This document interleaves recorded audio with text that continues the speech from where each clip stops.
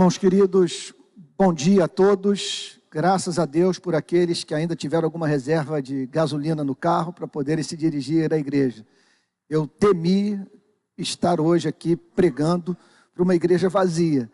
É bem verdade que estamos sentindo falta de muitos membros da igreja, mas pela graça divina temos hoje uma participação acima daquilo que nós esperávamos. Eu vou pedir que a igreja abra a Bíblia no Evangelho de João, no capítulo 8, para nós darmos sequência a essa série de pregações sobre o referido Evangelho. João, capítulo 8. Nós paramos no domingo passado, no versículo 27. Hoje eu vou ter um pouquinho de dificuldade na minha exposição, porque em todo o tempo eu tenho trabalhado em cima de textos que formam um bloco só de pensamento. Tenho trabalhado em cima de perícopes, de passagens que dão início e que encerram uma ideia. Como no domingo passado eu decidi não ir até o final do texto que eu havia me proposto pregar, hoje eu vou ter que pegar os versos do domingo passado que não foram analisados e avançar para aqueles que faziam parte da minha programação de exposição bíblica para o dia de hoje. Então, João capítulo 8, João 8, versículo 27.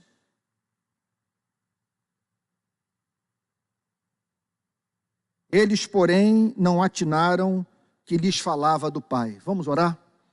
Pai Santo, nós rogamos a Ti que em nome de Jesus, o Teu único Filho, Tu nos ajudes a ter um momento muito especial na Tua presença, através do contato com esta passagem. Senhor, como alguém já disse, a meta do pregador não é passar informação, mas trazer um senso de transcendência para a igreja. O que significa a Tua presença perceptível entre nós. Para isso, Senhor, nós rogamos que o Senhor não considere as nossas iniquidades, que o Senhor nos trate segundo Sua graça, afastando de nós as nossas transgressões e iluminando a nossa mente para entender a verdade, provar do Seu poder transformador mediante o contato com a excelência da Tua palavra. Então que o Senhor nos ofereça proteção espiritual nesta manhã, que a igreja, Senhor, conte com a presença transformadora do Espírito Santo, e fazendo com que a palavra se torne, Senhor, palavra Tua para a vida de cada um de nós, atendendo, Senhor, as demandas do coração de cada um, Senhor, dos que se encontram aqui nesta manhã. E que, Senhor amado, se o Senhor tiver que nos perturbar, que o Senhor nos perturbe. Se o Senhor tiver que consolar o nosso coração, que Tu nos ajudes, Senhor, a nos sentirmos no Teu colo. Agora, de uma forma ou de outra, o que nós pedimos é que tenhamos contato contigo, porque nós estamos aqui, porque cremos na Tua existência. Nós estamos aqui porque olhamos para o universo e não conseguimos atribuir a beleza e complexidade da vida às forças cegas. Nós estamos aqui por causa da beleza da Bíblia, nós estamos aqui por força da historicidade de Jesus Cristo, estamos aqui certos de que temos almas imortais, Senhor, que caminhamos para o fim, que haverá um juízo final. Ó Deus, que é o que a humanidade tem feito, Senhor, é uma afronta à Tua santidade.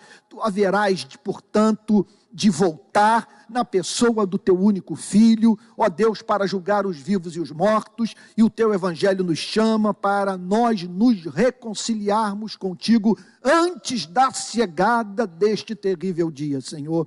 Ó Deus querido, e por isso, portanto, nós rogamos a Ti que o Senhor fale poderosamente conosco. Nós não queremos desperdiçar esta manhã, é um momento muito especial para a vida da nossa igreja, para a nossa vida, e nós, portanto, pedimos a Ti que o Senhor não nos deixe só, que haja demonstração de espírito e poder, que não tenhamos, Senhor, bancos famintos da verdade, ó Deus, e um púlpito fraco de conteúdo, que nós também não tenhamos, Senhor, um pasto farto e um rebanho magro, Senhor. Ó Deus, que haja luz e fogo nesta manhã, comunicação clara, ousada, objetiva, Senhor, da Tua verdade e no poder pentecostal. É o que pedimos em nome de Jesus, com perdão dos nossos pecados. Amém.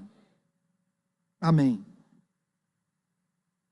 Eles, porém, verso 27, não atinaram que lhes falava do Pai. Então, estava o Senhor Jesus falando sobre aquele que o enviara e a quem Cristo representava e que por meio da sua vida se dirigia à humanidade. Olha o verso 26. Muitas coisas tenho para dizer a vosso respeito e vos julgar.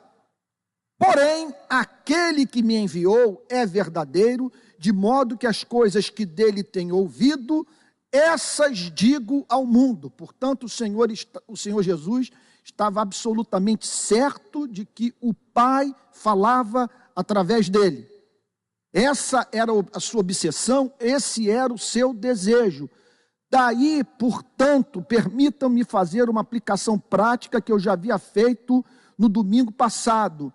Amados irmãos, nós não podemos nos dar o direito para falar sobre o que bem entendermos sem consultarmos a palavra de Deus, o Evangelho, sem estarmos certos que o Senhor, nosso Deus, fala através das nossas vidas.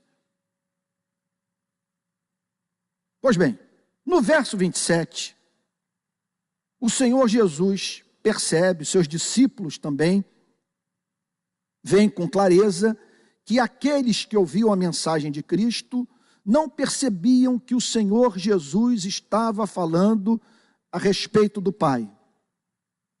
Então, a cegueira espiritual era tamanha que aqueles homens não identificavam excelência na mensagem de Cristo. Eles não percebiam a singularidade da mensagem de Cristo. Eles não reconheciam que o Pai falava através de Cristo. Então, se esse obstáculo não for removido, não há conversão. A conversão só é consumada quando os nossos olhos tornam-se desimpedidos pela graça divina, a fim de que contemplem a beleza do Pai na pessoa de Cristo, a fim de que percebam a excelência do Evangelho, e através do contato com a excelência do Evangelho, o coração seja convertido. Portanto, eles não atinavam que lhes falava do Pai. Amados irmãos,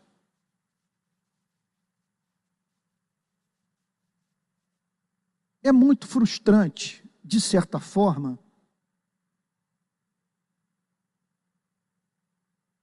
correndo as igrejas do país, percebendo aquilo sobre o que os crentes falam e o que membros de igreja defendem, que há alguma coisa que nos impede de ler esse livro e compreender sua mensagem. Da mesma maneira que a Bíblia diz, esse veredito é apresentado sobre a vida daqueles homens. Eles não atinavam que lhes falava a respeito do Pai. Eu estou certo hoje que nós lemos a Bíblia e não entendemos o que as Sagradas Escrituras querem nos comunicar. E isso acontece porque nós permitimos que os nossos interesses pessoais regulem a nossa leitura das Sagradas Escrituras. E hoje, uma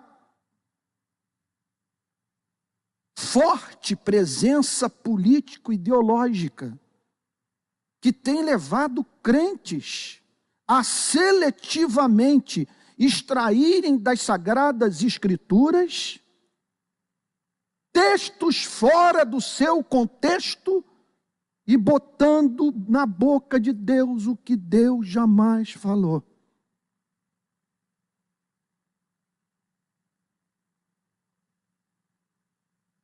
Eles não atinavam que lhes falava a respeito do Pai. E é possível que o nosso contato com este livro esteja envolto por tantos condicionamentos impostos pela vida, que nós não conseguimos perceber a sua mensagem. Irmãos amados, como pastor dessa igreja, eu tenho a obrigação de tocar num ponto do tempo presente, do nosso país. Irmãos, a Bíblia ensina que os homens estão mortos nos seus delitos e pecados, ensina ou não ensina? A Bíblia ensina que os homens são escravos do mundo, da carne e do império das trevas. A Bíblia ensina isso. Qual é a condição espiritual de um homem que não conheceu a verdade?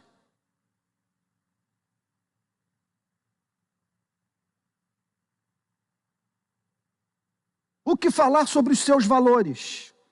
O que falar sobre o funcionamento da sua mente? Do modo como ele se relaciona com o próximo? Em razão desta inclinação nossa à prática do que é perverso,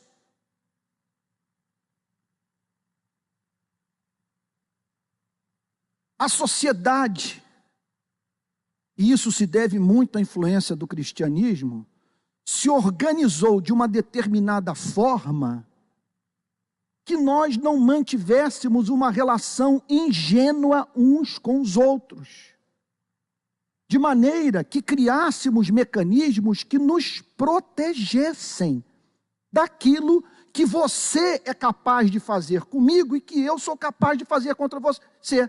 Você concorda comigo?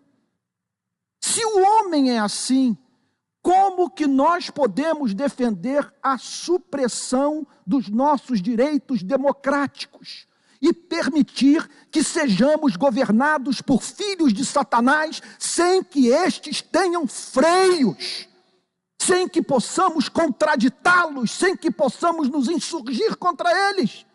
Como que nós podemos pedir que uma canga seja colocada sobre os nossos ombros, que sejamos tratados como gado e nos comportemos de modo infantil, saindo em busca de um pai protetor que cuida de nós? Os evangélicos estão nas redes sociais pedindo o retorno da ditadura. Isso é sintoma do colapso da pregação do evangelho no nosso país. É a penúria do nosso púlpito que faz com que essas pessoas estejam pedindo o que a Bíblia jamais prescreveria para as sociedades humanas, porque a Bíblia nos estimula a desconfiarmos uns dos outros. E o problema não está com a farda. Você pode botar também uma ditadura dos homens vestidos de jaleco branco, ou de gola clerical. O poder absoluto corrompe. E todos os que abriram mão da liberdade, em busca da segurança, a história geral da humanidade nos ensina, perderam tanto a liberdade quanto a segurança. Irmãos, não temos o direito de falar sobre o que nós não estudamos, nós não temos o direito de botar na boca de Deus o que Deus nunca falou, Nós não temos o direito de tocar em assuntos tão importantes para as nossas vidas, sem que tenhamos estudado. O que você sabe sobre o stalinismo nos países da cortina de ferro? O que você sabe sobre o fascismo de Benito Mussolini? O que você tem a dizer sobre Adolf Hitler e a sua polícia massacrando homens e mulheres? Olhe para a América Latina, olhe para a África. Que é isso, meus amados irmãos? O que é isso? Frases espalhadas pelo país inteiro. Não, veja só, não é um jugo que nos está sendo imposto. Nós é que estamos pedindo para ser tratados como gado. E botando a culpa no melhor sistema de governo que existe. Uma vez que é da cultura brasileira nós nos eximirmos das nossas responsabilidades pessoais. 10 anos atrás, enquanto postávamos foto de pudim, de bacalhoada, do sapato que nós compramos nas redes sociais, ignorando esse mundo da política, nós éramos governados por quem gosta de política. E quem não gosta de política é governado por quem gosta de política. E se diante desses descalabros todos, nós tivéssemos nos manifestado de uma forma não seletiva, nós não estaríamos enfrentando hoje os problemas que nós estamos enfrentando no nosso país. O problema não está com a democracia. A democracia funciona bem na Finlândia, a democracia funciona bem na Noruega, a democracia funciona bem na Alemanha e na França, em todas as nações livres. E nessas nações eles não estão discutindo. O que hoje nós estamos discutindo é uma discussão pré-moderna, é anterior à declaração de independência dos Estados Unidos, é anterior à Revolução Francesa. Nós estamos voltando para a Idade Média, abrindo mão de uma bênção, de uma manifestação extraordinária da misericórdia divina. E é uma coisa que você só pode aplaudir se você raciocina da seguinte forma: mas isso é excelente para mim, porque afinal de contas eu não tenho com que me preocupar, porque a minha vida é da igreja para o trabalho, do trabalho para a igreja. Mas o que falar dos seus irmãos na fé perturbados, dos seus irmãos na fé que não toleram abuso de poder, a violação de direitos humanos? O que falar daqueles que, quando virem execução extrajudicial, irão para as ruas? Se for estabelecido o que a igreja está pedindo, que a classe média está clamando.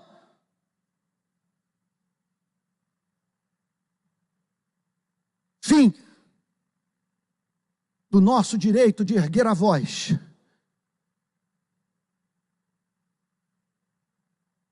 E dizer ao rei: tu não és digno de ocupar o posto que ocupas. Se esse fosse o regime que estão pedindo, instaurado no Brasil desde 2007, quando membros desta igreja foram às ruas protestar, muitos de nós estaríamos mortos. Mortos. Então, portanto, entenda uma coisa.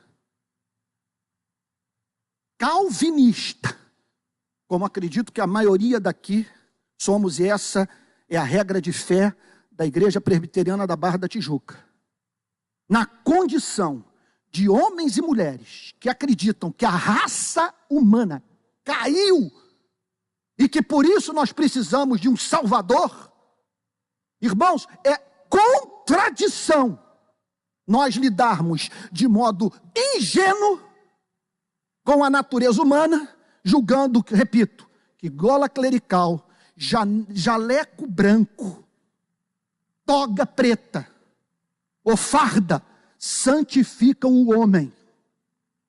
Concordo com C.S. Lewis, quando ele diz: há duas formas de você apoiar a democracia. Uma é romântica, de você dizer o seguinte: os seres humanos são tão maravilhosos, são tão bons, são tão honestos que todos têm o direito de dar as suas sábias opiniões sobre o governo. C.S. Lewis diz, eu não acredito nisso. Eu acredito em outra coisa, que nós somos tão maus que nenhum de nós pode exercer domínio sobre o outro e governar de modo incontestável, sem que homens e mulheres tenham o direito de dizer, o Senhor está equivocado. Então, observem que esse texto, eu sei, eu acabei de fazer uma digressão, entrando num tema que não flui naturalmente da passagem que nós estamos examinando. Eu não posso ser irresponsável diante dos fatos presentes no nosso país e permitir que a igreja incorra nos mesmos erros que incorreu no passado. Porque se você voltar na história da igreja presbiteriana, se você vier para a história da igreja presbiteriana na década de 60, você encontrará dedo duro, pastor denunciando pastor. Nas grandes denominações presbiterianas havia gente infiltrada. E pastores pregavam sob o temor do pau de arara, da execução extrajudicial, da supressão dos seus direitos democráticos. Nós não podemos incorrer nesse erro e é responsabilidade nossa. E nas redes sociais nós temos que ser o anticorpo da democracia, não permitindo que esse direito nos seja solapado. Vocês me perdoem falar nesses termos, amados irmãos, porque eu estarei, me perdoem dizer, pode ser que eu esteja aqui num ato de vaidade, uma loucura, num devaneio. Eu estou entre aqueles que não vão ficar calados. E se essa coisa for instaurada, a igreja não vai ter pastor. Eu não vou ficar calado se a economia desandar, se pessoas começarem a morrer e desaparecer. Vocês acham que eu vou ficar aqui no púlpito apenas aplicando um anestésico religioso na alma de vocês? Não há mínima possibilidade. Não há mínima possibilidade. Sem chance. Sem chance. Olha tudo que nós vivemos nesses últimos 10 anos. Telefone grampeado, gente nos perseguindo, insultos, calúnias, das mais diversas. Numa democracia, vocês imaginem, numa ditadura, de que natureza for, seja de direita, de esquerda. Sou calvinista, antes de ser calvinista, sou cristão. Tenho na memória a mensagem de Cristo que diz, acautelai-vos dos homens. Eis que vos envio como ovelhas para o meio de lobos.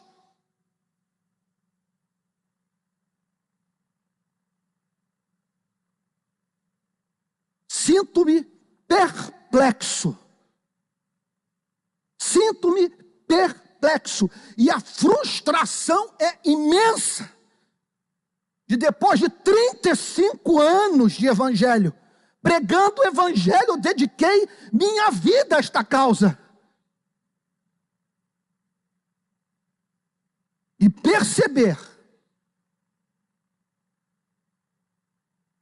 a igreja fechando o coração dos brasileiros mais instruídos,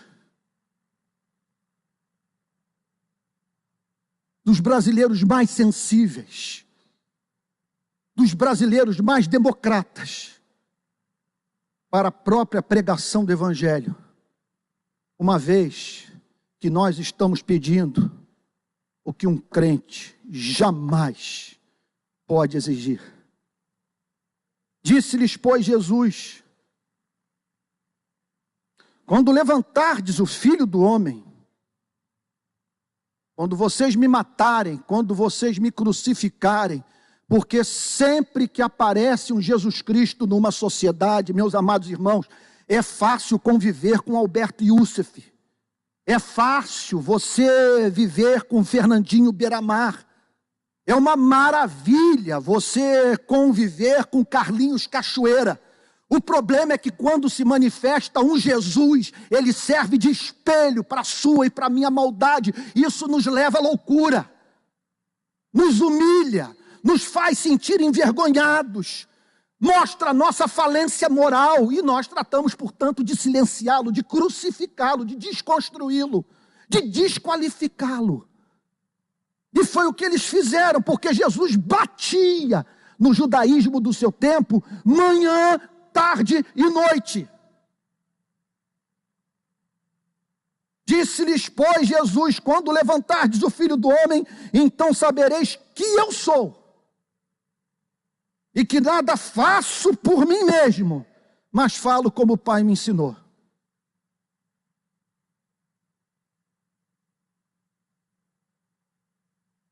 A interpretação desse texto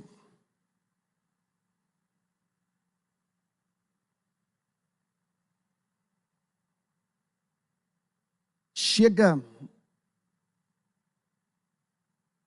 ou pode nos conduzir a conclusões diferentes.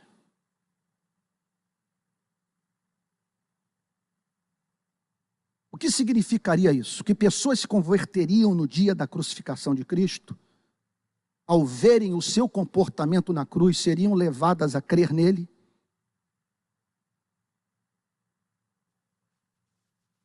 Que seus corações seriam enternecidos por verem o Cordeiro de Deus sendo moído pelas nossas transgressões?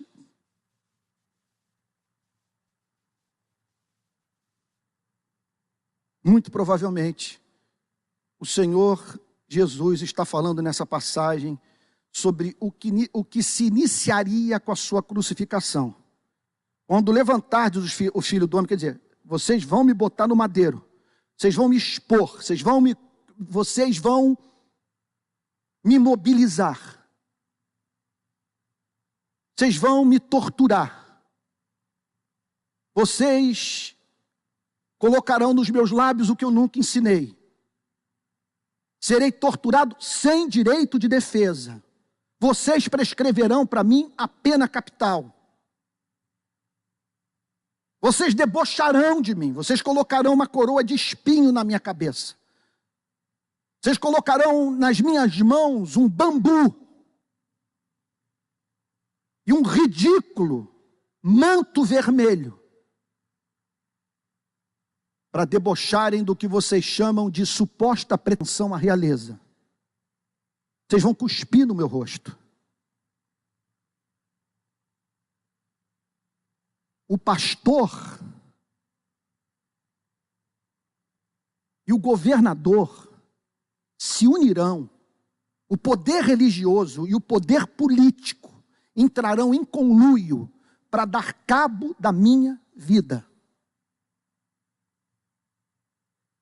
Mas vocês vão saber que eu sou, que nada faço por mim mesmo, mas falo como o Pai me ensinou. Vocês vão descobrir, veja só, vocês vão descobrir da pior forma possível.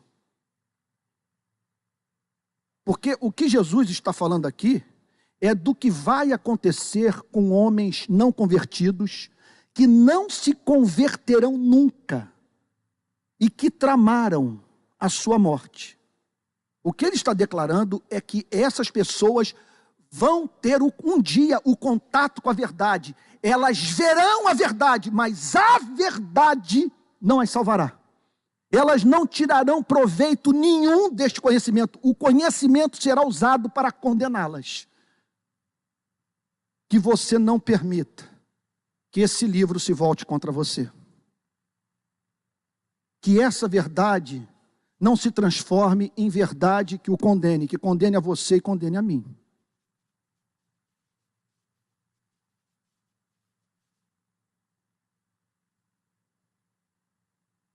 É isso que ele faz, é um alerta a todos, homens e mulheres. Vocês vão me matar, mas a partir da crucificação e tudo o que se seguirá a ela, a minha ressurreição, ascensão aos céus, o meu retorno, vocês descobrirão que mataram o Filho de Deus. E a verdade que hoje eu lhes revelo para a sua salvação, será usada para a sua condenação. Por isso, eu diria hoje a seguinte coisa para você. Em nome de Jesus, aproveite o dia que se chama hoje para você se converter. Mais um ato de devaneio meu. E muitos vão dizer, isso é terrorismo psicológico. Eu chamaria de pregação baseada em fatos da vida. E nada diferente do que o Senhor Jesus disse para um homem. Louco, esta noite te pedirão sua alma e o que tens preparado, para quem será? Vou fazer uma das aplicações mais terríveis que eu já usei no púlpito em toda a minha vida. Não há nada mais triste, dramático, até mesmo patético, do que meu telefone tocar para você ouvir a pregação dos meus lábios somente a partir do exato ponto em que você foi parar num CTI. E o pior de tudo, sem nenhuma certeza de que aquele Cristo que você clamará naquele exato momento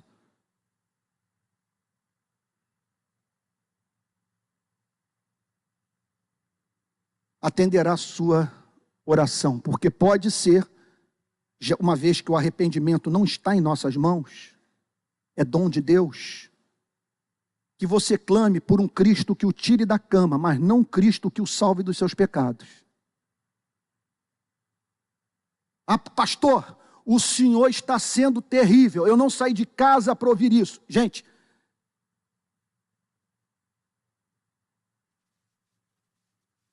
não espere que eu traga para o púlpito da nossa igreja uma pregação açucarada e que os faça perderem de vista fatos da vida sobre os quais não há dúvida. A vida é dura, curta e incerta. E o tempo de nós nos apegarmos a Cristo e conquistarmos esta salvação é hoje. E eu não sei mais o que você está esperando da vida para tomar uma decisão como essa. Médico, membro da Igreja Presbiteriana Betânia, quase meu vizinho de porta. Esta semana me foi passado um bilhete dizendo, entre em contato com ele. Diagnóstico de 3 tumores no cérebro. Eu não sei como que é com você. Talvez você esteja dizendo, Antônio, isso é sintoma de comportamento neurótico, você deveria procurar a terapia. Mas eu recebo uma informação como essa. Eu estava sentado na minha escrivaninha escrevendo um livro, a Adriane me passou o bilhete. Irmãos, é suficiente para eu me arrepender da minha loucura, da forma como muitas vezes administro meu tempo e lido com a vida.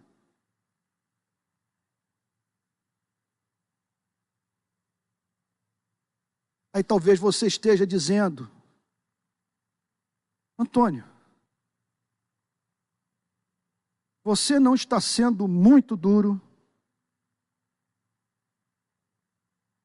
com a igreja?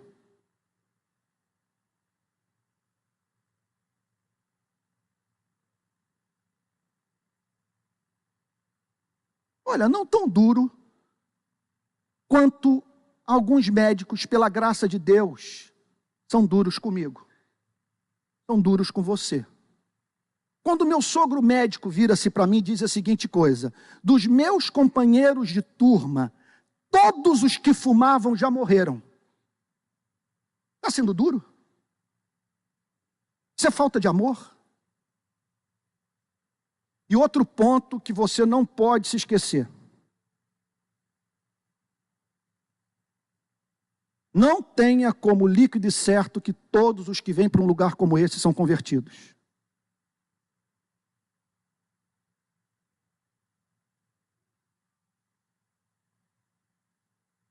E se durante a pregação esses trovões, esses relâmpagos em céu azul não se manifestarem, se o pastor estiver mais preocupado com com a preservação do seu posto, do que com o destino eterno de almas, essas pessoas nunca serão sacudidas da sua letargia espiritual.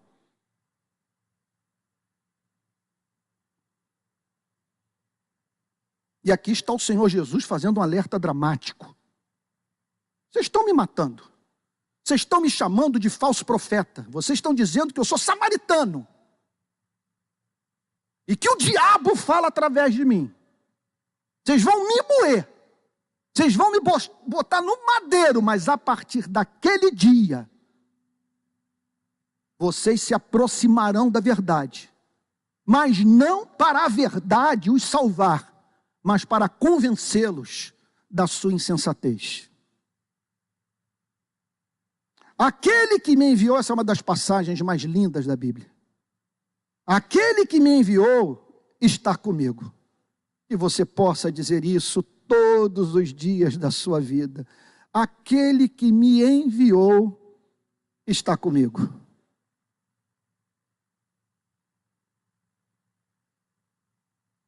Se não fosse essa crença,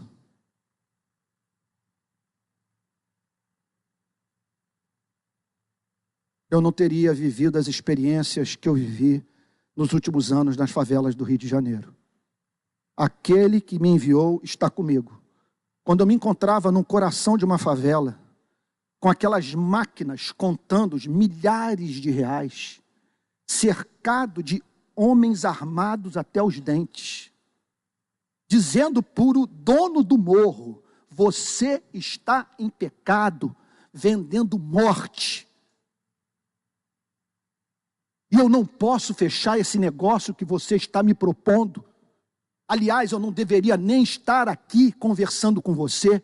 E você sabe o que me faz conversar com você? Eu sei, pastor, é que o senhor quer me salvar. Sim, é porque eu quero te salvar. Eu quero levá-lo à experiência da redenção em Jesus Cristo, porque eu tenho esperança para a sua vida. Sem essa convicção, não há obra missionária. Sem esta convicção, você não vai ser sal da terra e luz do mundo na sua profissão. Essa certeza, eu não estou só, Ele está comigo. Eis que estou convosco todos os dias, disse o Senhor Jesus para os seus discípulos, até a consumação do tempo. E aquele que me enviou está comigo, não me deixou só, porque eu faço sempre o que lhe agrada.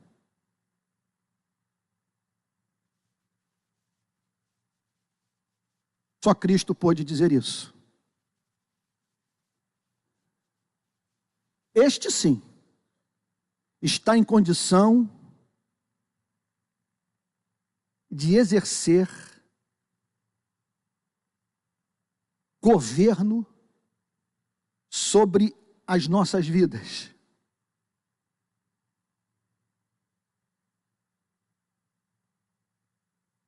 Só esse pode exercer autoridade soberana sobre você e mim. Nenhum outro homem que passou por este planeta e poderá nascer foi habilitado, estará habilitado a dizer: eu faço sempre o que lhe agrada.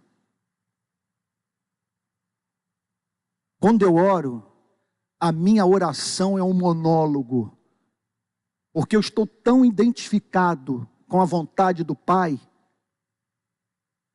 e quando eu apresento a Ele a minha súplica, Ele ora através de mim, uma vez que eu peço o que de antemão sei que Ele quer me dar. E nem mais, nem menos. Eu faço tudo o que lhe agrada. Por isso Ele sorri para mim, por isso Ele está comigo, por isso que Ele me ama com amor complacente. Ele se deleita na minha vida. Portanto, duas implicações práticas de uma declaração como essa. Deus só pode falar isto a respeito de você se você estiver unido a Cristo. Nenhum de nós vive como Cristo viveu.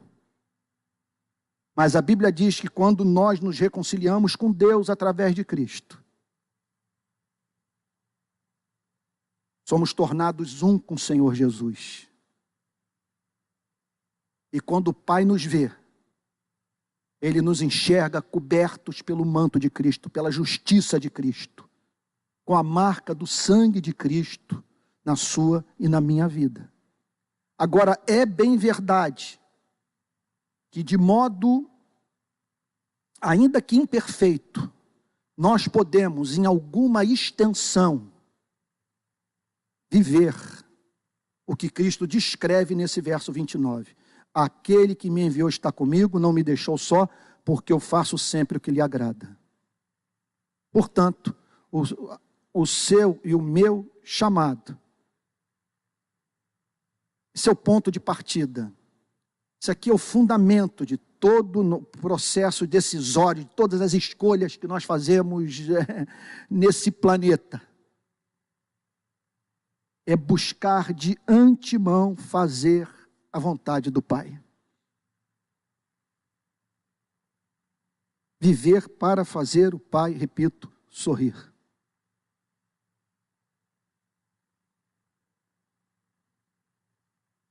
Dita estas coisas, meu Pai, esse verso 30 é dureza.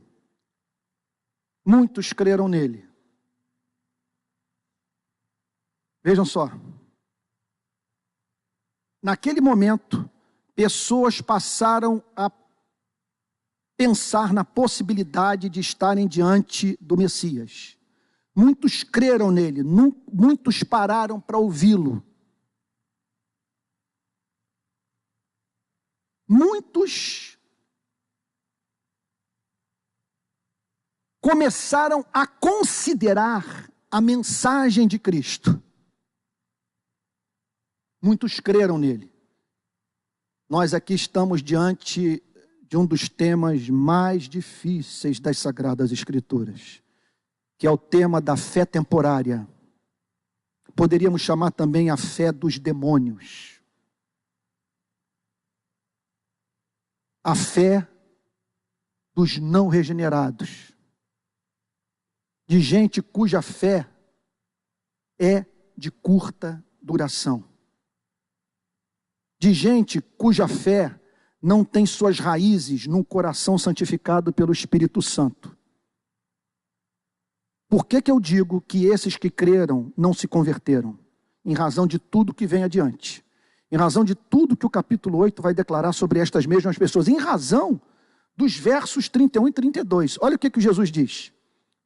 Aquelas pessoas creram nele. Vamos trazer para os dias de hoje. Aquelas pessoas se tornaram membros da igreja presbiteriana da Barra. Fizeram a classe de novos membros com o presbítero Tony. Aquelas pessoas foram batizadas pelo pastor da igreja. Disse, pois, Jesus aos judeus que haviam crido nele. Então ele percebe que pessoas começaram a conjecturar, a pensar na possibilidade de estarem diante do Messias. Se sentiram, portanto, na obrigação de ouvir a sua mensagem. Mas aí que está a desgraça. Aí que está a desgraça. Você se aproxima inicialmente da igreja. Você está moído pela vida. Você foi lançado ao chão, você está prostrado. E ouve uma mensagem por meio da qual você ofere o mínimo de esperança. E aquilo atrai. E você se aproxima da igreja. E você então busca o batismo. Se torna membro de uma congregação local de cristãos. O problema é que a partir deste ponto, você manterá contato com este livro. E é impossível este livro não contrariá-lo. Se você mantém uma relação com alguém, e esta relação não permite que você seja contrariado por aquele com quem você, me permito dizer, com quem você se relaciona, esta relação não é autêntica. Não há amor, há uma falsa paz. Você está lidando com uma pessoa que não existe.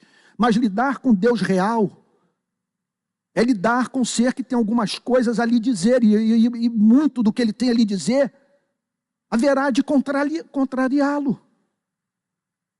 Hoje nós vivemos num país que setores inteiros da igreja, se pudessem, arrancariam da Bíblia todos os textos que falam sobre o pobre.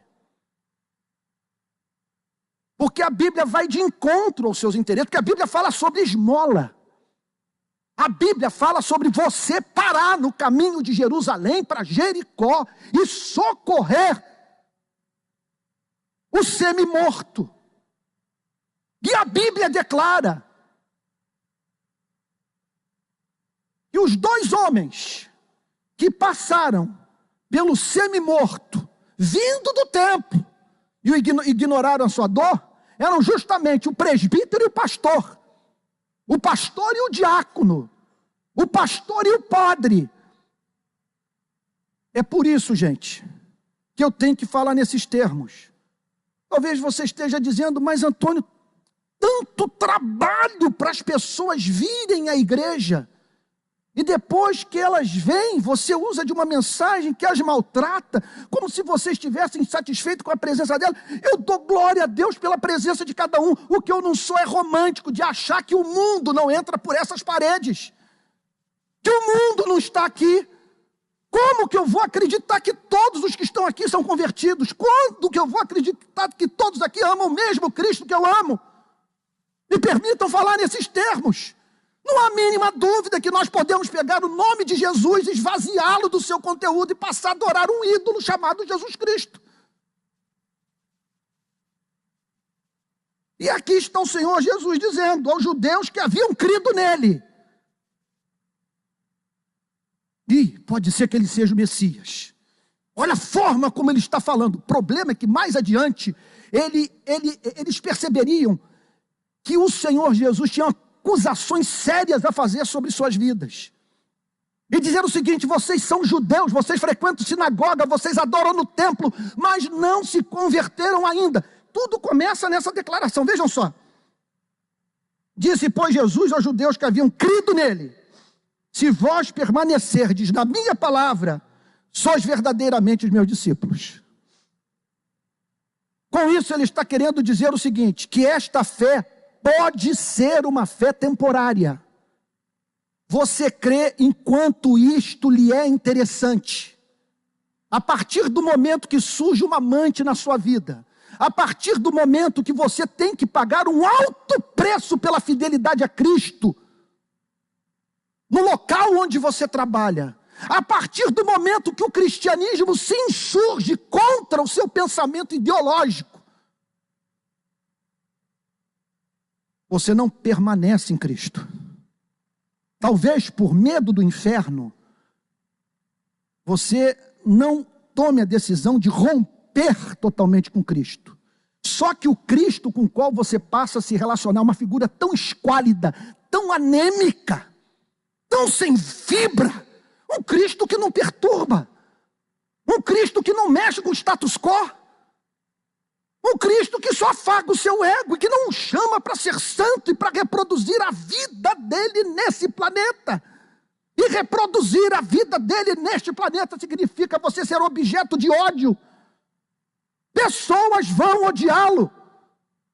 Ou você acha que as pessoas vão dar um tratamento diferente a você daquele que foi dispensado a Cristo, se você se passar a falar o que Cristo falava? Se você se identificar com ele, se você fizer as denúncias que Cristo fez, chamar o governante de raposa, dizer que se tornar presbiteriano era uma desgraça.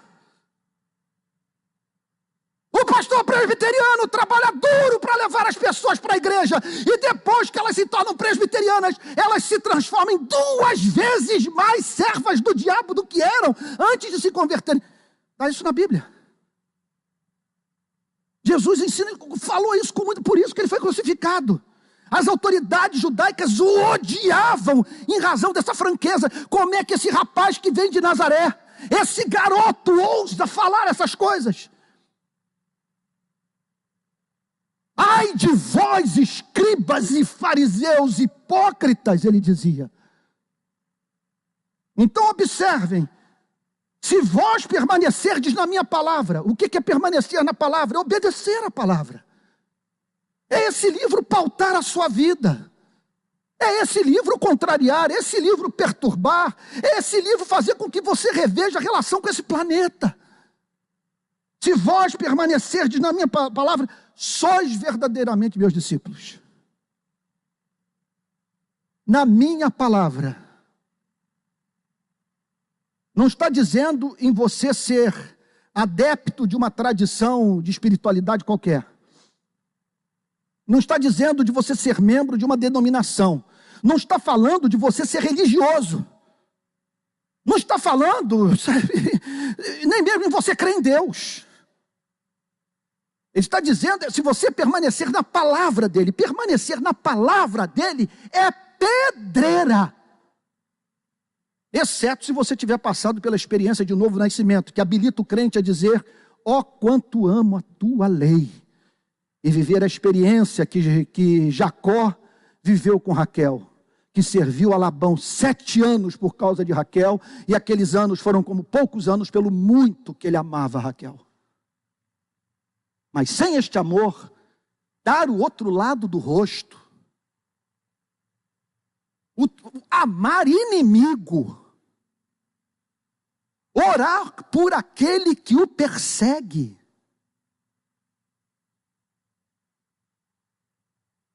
não conduzir a pessoa à execração pública, de você preservar informação sobre a vida do seu inimigo para que você não o destrua.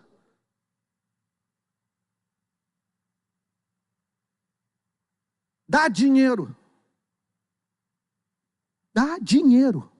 Me lembro do meu querido tio João, jornalista, Jornal do Brasil.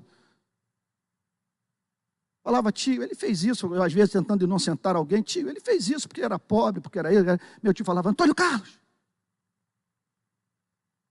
problema psicológico?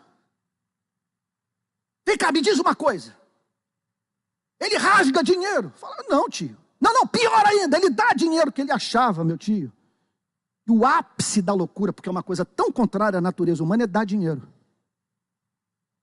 E vem Jesus e diz, se você servir a Mamon, esquece toda a ideia de você estar em condição de adorar a Deus.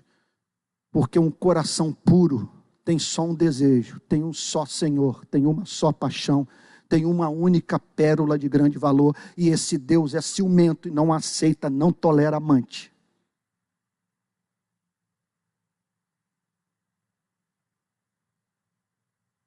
Se vós permanecerdes na minha palavra, sois verdadeiramente meus discípulos. E aqui começa o conflito.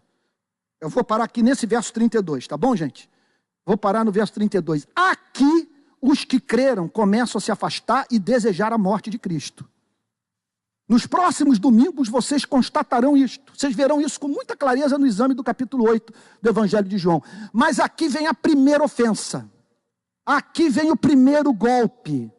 Aqui, o Evangelho fere a fim de que o homem possa ser curado. Olha lá, se vós permanecerdes na minha palavra, sois verdadeiramente meus discípulos. Não é frequentar igreja, não é ser dizimista, não é distribuir folheto, não é ser batizado, não é participar da ceia, não é ser calvinista. Se permanecerdes na minha palavra, se mantiverdes uma vida de obediência, se tu te relacionares comigo segundo os meus termos, e não segundo a sua tentativa de domesticar o Criador. Se vós permanecerdes na minha palavra, sois verdadeiramente meus discípulos. O que estabelecerá por completo a conversão, a autenticidade da fé professada por vocês é a fidelidade à minha palavra. É vocês permanecerem na minha palavra, é vocês viverem no espírito da minha palavra. E aí, o que levou os que creram à loucura? E conhecereis a verdade. Ele está dizendo para batistas, para presbiterianos, para metodistas, para assembleianos, para protestantes, para católicos, para religiosos, para padres, para presbíteros, para pastores, para teólogos. Ele está dizendo o seguinte: vocês são escravos, vocês não conhecem a verdade. Algo profundamente ofensivo para aquelas pessoas. E conhecereis a verdade. O que é conhecer a verdade? Conhecer a verdade é você ajustar a vida à realidade. É você sair do mundo da ficção, da realidade socialmente construída. É você não ser mais pautado por quem quer que seja, exceto o Pai na pessoa de Jesus Cristo. O que é conhecer a verdade? É você manter contato com os grandes fatos sobre sobre a minha existência, que a nossa vida é incerta, que a nossa vida é curta, que a nossa vida é dura, que haverá um juízo final, que existe esta coisa chamada de pecado e que o pecado atrai a ira de Deus. E se Deus não pune o pecado, Ele não é digno do nosso amor, pois como vamos cultuar um Deus que tolera toda essa sorte de maldade que nós praticamos um com o outro? Esta semana foi um pastor lá em casa conversar comigo. Ele me contou a seguinte coisa: de levar qualquer um à loucura. 2 moças fizeram alguma coisa errada numa comunidade do Rio de Janeiro. As 2. Alguma coisa que não agradou os bandidos. E eles disseram a seguinte coisa: ou vocês quebram a perna da filha, ou nós vamos matá-las. Esse pastor falou para mim que chegou no ponto mais baixo do seu trabalho missionário nessa comunidade. De desalento, de perplexidade diante do que nós seres humanos somos capazes de fazer uns com os outros. Diz que uma menina conseguiu escapar com a família, mas a outra teve a perna quebrada pelo próprio pai.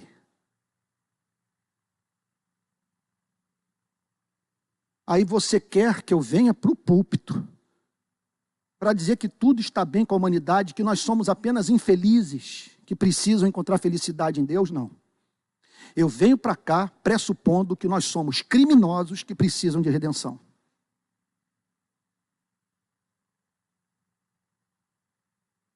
Não, conhecer a verdade significa você saber que o pecado é fato, que você faz parte de uma humanidade caída, que tem gente que sofreu nas suas mãos, que você também tem um histórico de iniquidade, e que se sua vida for exposta a determinadas circunstâncias, você se assustará com a maldade que é capaz de praticar.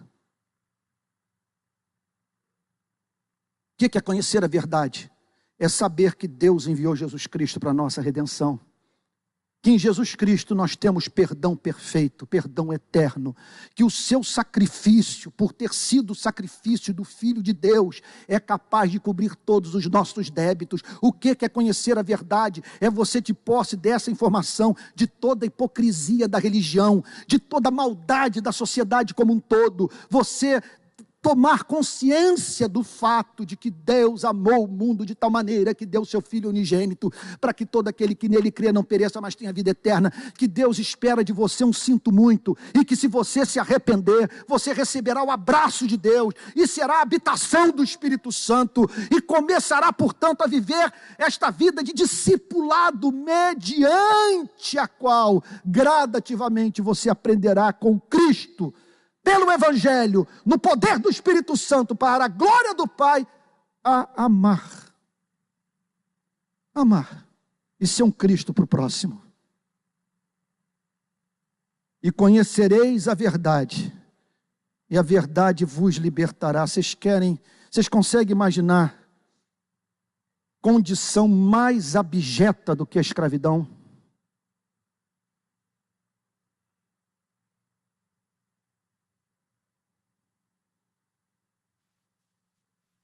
você estar nas mãos de um outro.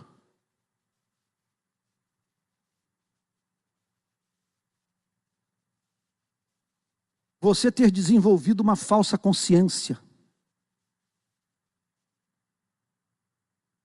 Consegue conceber uma coisa como essa? De você ser escravo dos seus instintos, das suas paixões. Escravo do seu passado. Escravo deste século, escravo do diabo, escravo da carne.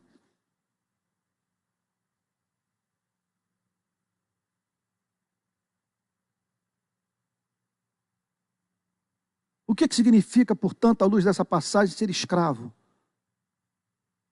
É você estar privado de ter contato com a realidade. Da realidade não lhe dizer nada. Da verdade não conduzir a sua vida. E você não vê excelência na verdade, você não amar a verdade, você não permitir, portanto, que a verdade molde o seu caráter. E não apenas isso, você ser escravo do medo, ser escravo da morte, ser escravo do juízo final, ser escravo da sua consciência, ser escravo de Moisés, ler este livro sempre contra você, e nunca para consolá-lo, nunca para enxugar as suas lágrimas, nunca para fazer com que você tenha esperança. E aqui o Senhor Jesus declara, e conhecereis a verdade, que vocês não conhecem ainda. Vocês estão se aproximando de mim por uma fé que não tem suas raízes no solo de um coração regenerado. Vocês foram pré-evangelizados. Estão numa situação de pré-conversão. O passo que vocês deram é necessário para a conversão, mas não significa que esta conversão se consumou. Quando que ela se consuma? Se vós permanecerdes na minha palavra, sois verdadeiramente meus discípulos. E nesta relação de obediência, a verdade é conhecida. Irmãos, aqui Jesus está falando sobre epistemologia. Não leia este livro como você lê um tratado sobre, teoria do direito. Não leia este livro como você lê um livro sobre biologia, sobre astrofísica. Esse livro tem uma peculiaridade. Você só pode entender o seu sentido, você só pode conhecer a verdade, você só pode ver a excelência da verdade se você encarnar esse livro, se você viver este livro. Se este livro passar a fazer parte da sua vida, o que Jesus está dizendo é que é nesta relação de fidelidade que momento a momento, dia após dia, nós vamos conhecendo a verdade. A verdade vai mostrando o seu rosto, a sua beleza. E à medida, portanto, nesta relação que envolve a leitura deste texto, a leitura do Evangelho e uma vida de submissão, você vai percebendo a beleza da verdade, a verdade vai moldando o seu ser, vai se revelando, portanto, a você como formosa, e aí você encontra a libertação. Libertação. O que é a libertação? Comer a comida e sentir o sabor. Debochar da morte. Poder dizer, onde está, ó morte, o teu aguilhão? Onde está, ó morte, a tua vitória? É você poder dizer, porque eu sei em quem tenho crido, e estou certo que Ele é poderoso para guardar o meu depósito até o dia final. É você poder dizer, não sei o que me aguarda nesse planeta, com exceção do fato que certamente bondade e misericórdia me seguirão todos os dias da minha vida, e eu não vou jamais me apartar da comunhão com Deus, eu habitarei na casa do Senhor meu Deus para todo sempre. Isso é liberdade. O que é liberdade? É você poder ficar em casa numa sexta-feira à noite. É você não precisar mais gastar o que não tem para agradar a quem você não gosta. É você ter conhecido o fundamento da construção de uma autoestima saudável. Liberdade é você poder dizer, eu sou do meu amado é meu. O que é a liberdade? É você ler os 10 mandamentos e eles não mais o acusarem por você saber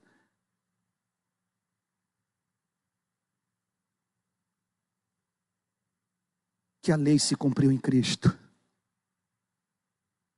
Podendo assim se juntar ao apóstolo Paulo e dizer: logo já não sou eu quem vive, mas Cristo vive em mim, e esse viver que agora tenho na carne, vivo pela fé no Filho de Deus que me amou e a si mesmo se entregou por mim. Concluo esta mensagem perguntando para os amados irmãos: quantos aqui se converteram de fato? Olha o que vem adiante. No verso, isso nós vamos ver no domingo que vem. No verso 30, João declara: ditas estas coisas, muitos creram nele. Aí a bomba atômica do verso 32. Vocês não valem nada. Vocês são escravos do pecado. Vocês são frequentadores de sinagoga, são frequentadores do templo, mas vivem uma vida mesquinha, não fazem diferença nenhuma para o planeta. Vocês são um fardo para a terra, porque essa energia proveniente de animais que morrem para saciar o apetite de vocês não é usada para a glória de Deus. E conhecereis a verdade, e a verdade vos libertará. Foram contrariados. E aí, o verso 32, que nós vamos ver no domingo que vem. Responderam-lhe: somos descendência de Abraão. Sou reformado, sou filho de crente. Meus pais me batizaram. Sou dizimista. Participo de escola dominical. Somos descendência de Abraão. E jamais fomos escravos de alguém. Como dizes tu, sereis livres. Se você crer, é para ouvir. E ouvir ainda que a palavra o golpeie e o contrarie. Amados irmãos, tenho que lhes ser honestos em dizer que, mais uma vez, eu não consegui me abstrair do contexto.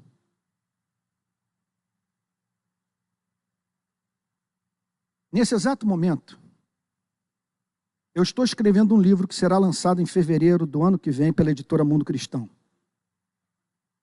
Eu tenho passado as últimas horas, às vezes acordando 2:30 da manhã, 3 horas da manhã, 4 horas da manhã, mergulhado nos 4 evangelhos, examinando todos os textos da Bíblia, dos 4 evangelhos, que mostram os conflitos de Cristo com as instituições religiosas do seu tempo. São muitos.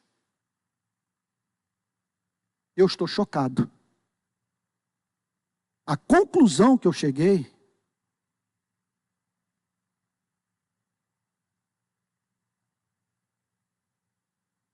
é que as instituições religiosas, à luz da mensagem de Cristo, podem nos transformar em monstros. O capítulo 3 do meu livro está sendo dedicado à parábola do samaritano. Por que Cristo pega o samaritano, e o coloca como exemplo do amor ao próximo, que fazia parte de um povo que tinha construído um templo no Monte Gerizim para rivalizar com Jerusalém. Eles não acreditavam no Antigo Testamento, exceto os 5 primeiros livros, o Pentateuco, a Torá de Moisés.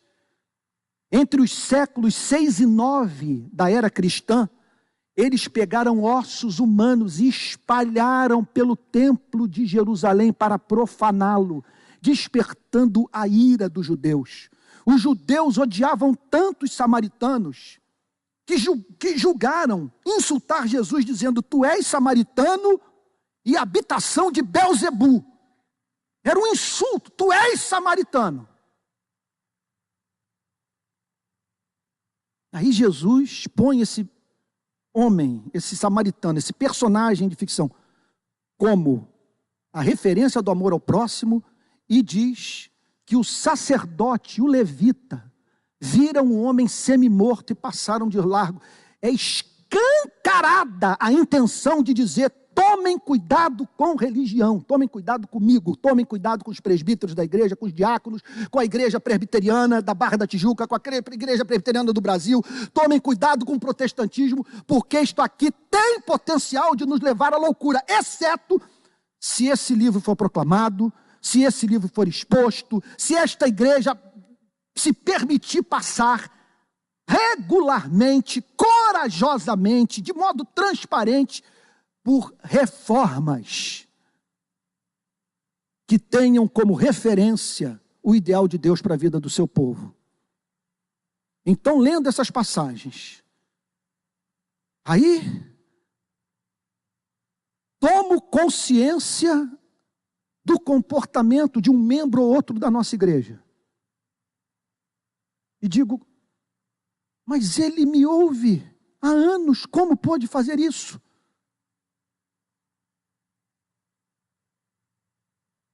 Viajo pelo país, visito igrejas, conheço segredos de pregadores. Irmãos, tenho que confessar, minha humanidade é abalada. Sinto tristeza, tenho que lutar contra a melancolia, por força da impressão de que tudo é fake. Que você faz da fé o que você bem entender. Que você seleciona simplesmente da Bíblia os textos que o agradam e que os demais você ignora. E que nós podemos então estar vivendo uma grande viagem religiosa, um devaneio, ministrando domingo após domingo algum anestésico que alivie os nossos sentimentos de culpa, enquanto nós nos sentirmos encorajados a viver a mesma vida que sempre vivemos. Contudo, não precisa ser assim.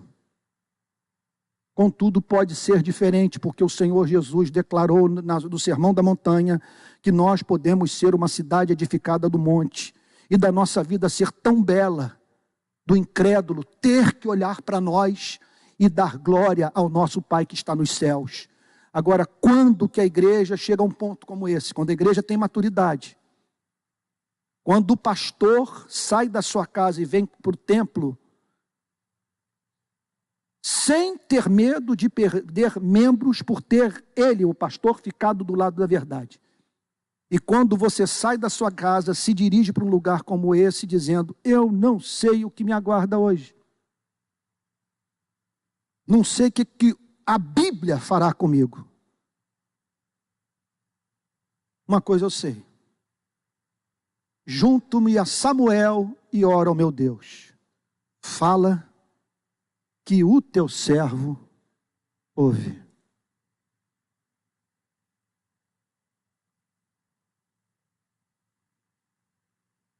E conhecereis a verdade, e a verdade os libertará. Vamos ficar de pé, vamos orar.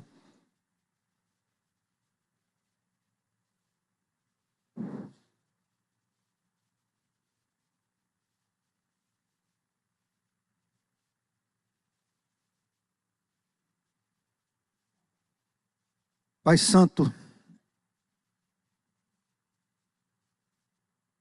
que passagem dura.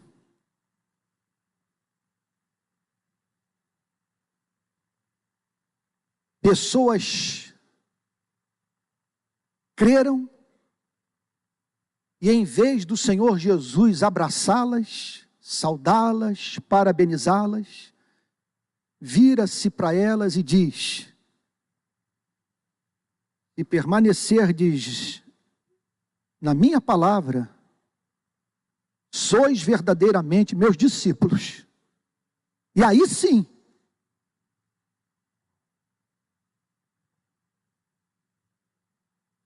conhecereis a verdade, e a verdade vos libertará.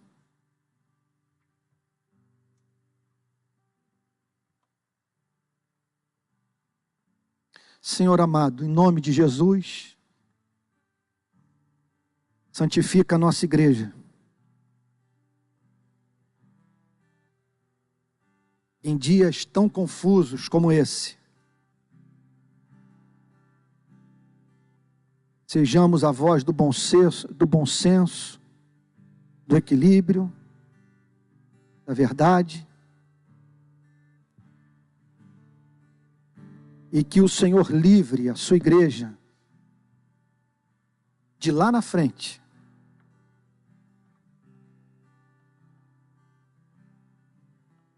ser acusada pelos historiadores do futuro como uma igreja que serviu à tirania.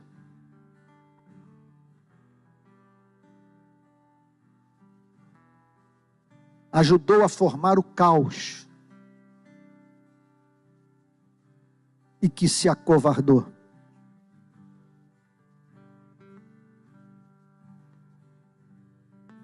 Senhor, é certo que temos nesta manhã pessoas que não se converteram ainda aqui entre nós.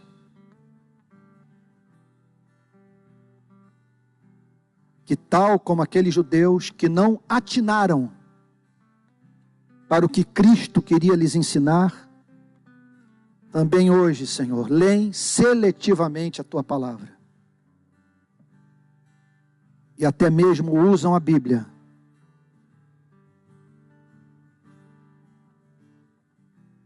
para prestar serviço às hostes do mal. Que a nossa igreja seja uma igreja de discípulos, Senhor. Homens e mulheres que permanecem na Tua palavra. E que nesta relação de meditação, reflexão, estudo, oração e obediência, percebe a excelência do Evangelho. E por perceber a excelência do Evangelho, fixa os afetos no Evangelho.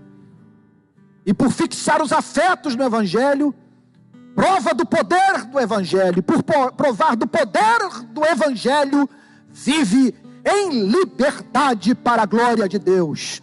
Liberta-nos, Senhor, do que nos escraviza. Que o Teu Evangelho despedace cadeias, Senhor. Destrua as correntes que nos impedem de viver na plenitude, Senhor, da comunhão com o Pai, através do Filho, no poder do Espírito Santo.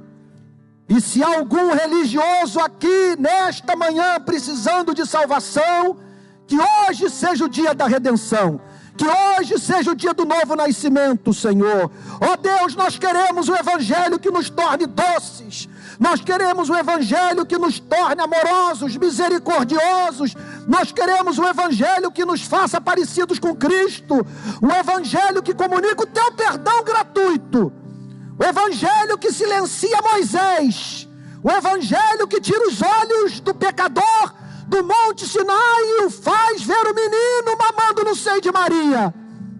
Mas o Evangelho que transforma, o Evangelho que santifica, Senhor, o Evangelho que perturba, o Evangelho que ama, o Cristo do Evangelho, não aquele que foi transformado em ídolo, que não existe, pela religião.